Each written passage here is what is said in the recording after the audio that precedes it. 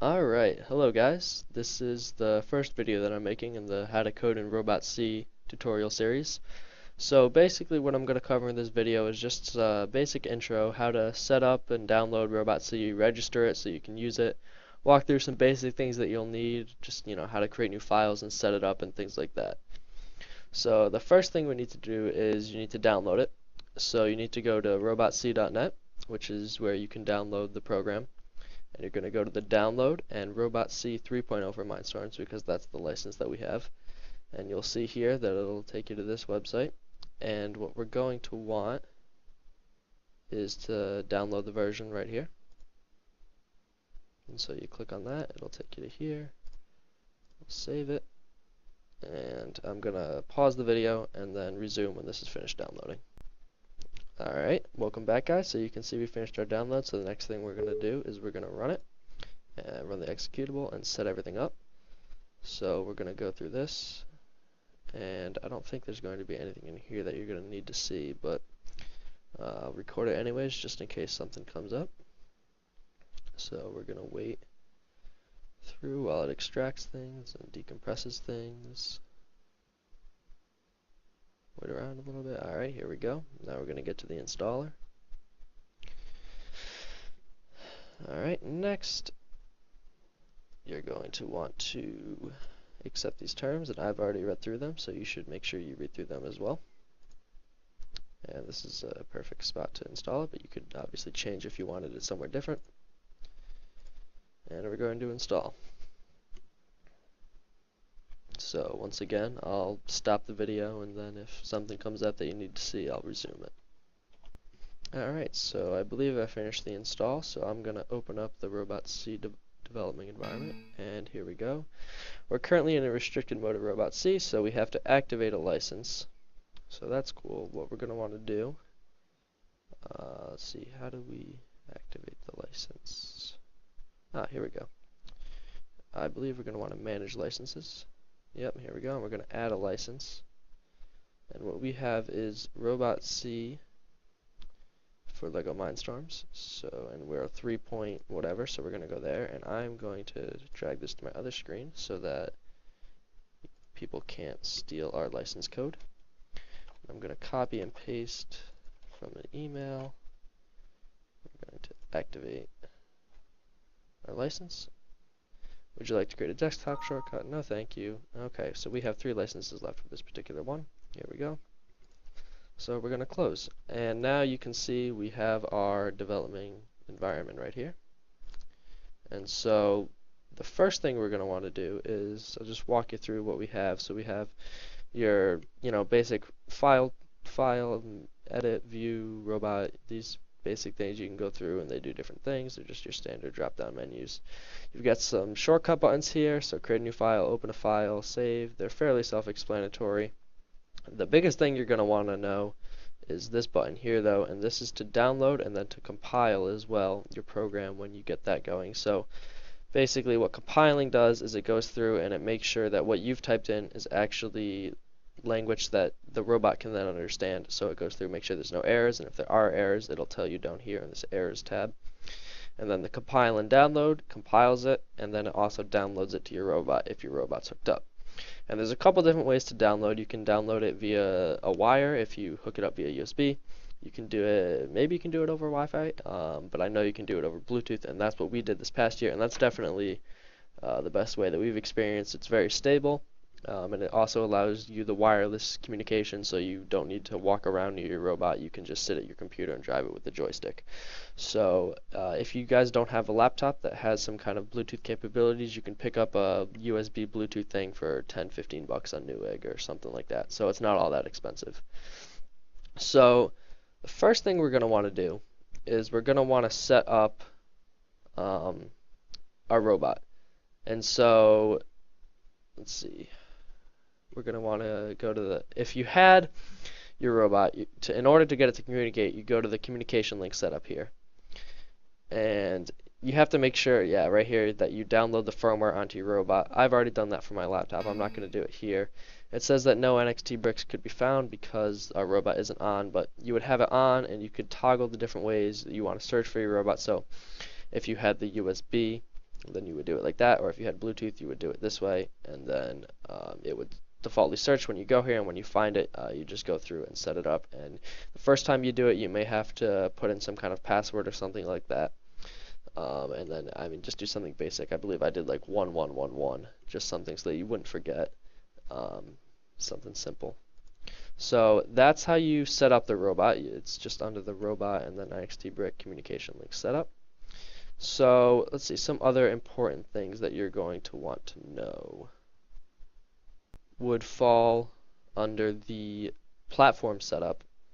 And so here, you know, you can set up the different kind, if you're using just Lego Mindstorms NXT, or if you're using something like Tetrix Matrix, which we are.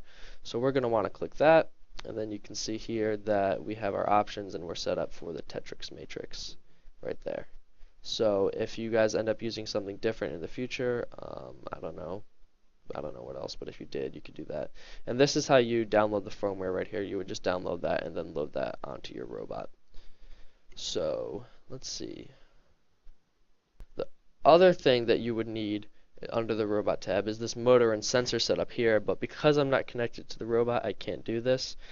But basically you would go into here, and the big thing you would do is you would specify what motors are hooked up to what ports on your controller, and you could name them, things like that. So you can name the left wheel, right wheel, things like that. And then when you did that, you would then refer to that in your code. So if you had a motor, it could be motor A in here, but you could define it as being left wheel, and so you would refer to it in your code as left wheel or something like that. So you wouldn't have to remember, okay, we have this front left wheel hooked up to motor port A or something like that. You could just refer to it as one, and the program will then translate that into something that you can use. So I think what we're going to do next, I've gone through all that. I'm just going to show you the different kinds of files that you can make. So there's two different files. There's an autonomous template and a user control template. And I guess technically there's three. There's this new file also, but you're probably going to just be using these two here. And so the autonomous template is what you use when you want to make for the autonomous period. And you can see it auto-generates this big thing here. So when you define your motors and whatnot, that gets defined up here automatically. This tells you, this is for autonomous code. This statement right here, this include joystick driver C, is for handling your joystick. So you don't need to define how the buttons work per se. This joystick driver.c file automatically does that. And then, so in here, if you want to initialize the positions of certain servos or something like that, it would go inside this initialized robot method. This is called a method. It starts with void, and sometimes they start with other things such as int or double, things like that.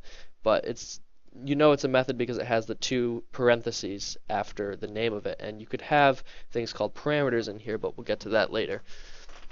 So if you wanted to, as it says here, that should be initialized. Ooh, they made a mistake. Initialize servos to starting positions, you could do that. That would all go inside your initialize robot method. And then down here we get to the main task, and this is where all your coding is going to take place. So you can see the initialize robot method is already called here. So whatever you were to put inside this initialize robot method, by saying initialize robot, it's a trigger, it's a pointer up to here, and it would go through and it would do anything that you had in here. So if you wanted to set the servos to a certain position or something like that, but we'll get more into that later. And then there's also this wait for start method, and you can see by its dark blue color that it's a predefined method. It's something that robot C knows, and there's a comment here. You can see all the green is comments. So it's ignored by the compiler, but it's there for users. So comments are big. You're going to want to comment a lot. I'll get into that later on as well. But so this wait for start, as it says, waits for the beginning of the autonomous phase. So this is something you would want to comment out if you're testing your autonomous, because otherwise it'll wait for the game to start, and because, at least at the time that I'm recording this video, we don't have stuff to set up our own game, you would quite literally be waiting forever. So you comment out the wait for start, and then obviously make sure you uncomment it when you go to a competition. But you want to add your specific code, as it says in this comment, in here, inside this while method. And so, or this while loop, I should say, excuse me. So what this says is while true. And so basically true will always be true. So this loop is what's known as an infinite loop, and you can see down here it tells you there's a warning that there's a possible programming error because there's an infinite loop. And so what the infinite loop does, because true will never be false, true is always true, it does this forever until some sort of external thing stops it. So in the case of this autonomous, it would get stopped by the end of the autonomous period. But you would put all your code in here, so if you wanted your robot to drive forward, just whatever during the autonomous on its own, you could type in the code here to do that or whatever. So this is where you're going to want to put all your stuff. So that's the autonomous template. You would use that, like I said, for autonomous stuff. And then if you wanted to do a user controlled, you would open the user controlled template. And at first glance, they look very similar. But you can see here, as we scroll down, that there's a little bit different. We still have the while true. I mean, all this looks identical, but it's not. And so you want to use what's in here for your teleop, and then what's in here for your autonomous. So you have the two separate files, so that way when you download them, the people know what to look at, and you know what to look at as well when you're testing out your different things. So I think that's going to be all for this video. I just wanted to get a brief setup, make sure everything's going well. I think what I'm going to do is I'm going to, for the next video, show you how to do, I can do this now. Okay, never mind. I guess I had to have a file open in order to view this. So perfect. I'll go back and show you how to do this motor and sensor setup. So that's not what we want. We want to go to, here we go, external controllers, and we're using Matrix. So you would click on this standard Matrix configuration. Obviously, if you swapped over to Tetrix, you would switch to Tetrix. But use the standard Matrix configuration. And so the S1, the connector S1 is where the controller is. So that's obviously set up. If you ended up getting a different controller or whatever, you could do custom. And if you're using like a combination of Matrix and Tetrix and whatnot, you would do that. But we're just going to do this standard one here. And so now this is what I was talking about before, where you can define your different kinds of motors in terms of a variable, so that you don't need to refer to them as like motor D or whatever. You could, if you had like a little arm hooked up to here, you could say flag arm. You could call it flag arm, and then you could refer to it in your code as flag arm all the time. And here, if this was front left, you could call it front left wheel, and if this was front right wheel. And if this was back right, I mean, you get the idea. So you can specify what kinds of motors they are. It's the motor ports A, B, and C are for the NXT ones if you're using that, because they're you hook these up directly on the NXT brick. Whereas these are on the Matrix. That you can see it's the Matrix. All these have the Matrix S1 and then the underscores for the different ports. So these are the Matrix motors. And if you wanted to have them fire in reverse, you could check this. So that could be useful. For example, if you have two motors and they're on opposite sides of the robot, and they're facing the same, well, I guess technically they're facing opposite directions, you're trying to get it to go forward, one of the motors is going to spin this way, and that's going to get it to go forward, but the other one has to spin this way. So that means one of your values has to be a negative value. If you didn't want to have to deal with that, you could flip this to be reversed, and then you could deal with just positive values. So you could do things like that. And then if you have servos that you're using, you obviously do the same thing here, and you can specify what kind of servo they are, if they're a standard servo or if they're a continuous rotation servo. And then your sensors, if you have sensors attached to your NXT, you could specify those here. And this one is defaultly set for the external controller, as we did over here, S1. And so if you had other things, I guess you could get a bunch of things here, but so like if you had the Lego color sensor or things like that, you could specify all those here.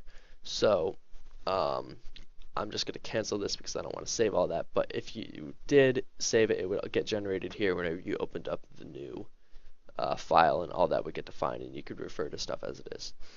So that's it for this video, guys. Thank you for watching. I hope it was helpful. Feel free to comment below. I'll try to check the comments if you guys have questions, or shoot me an email or a text or something like that, and I'd be happy to help you guys. So thank you so much for watching, and I'll see you in the next video.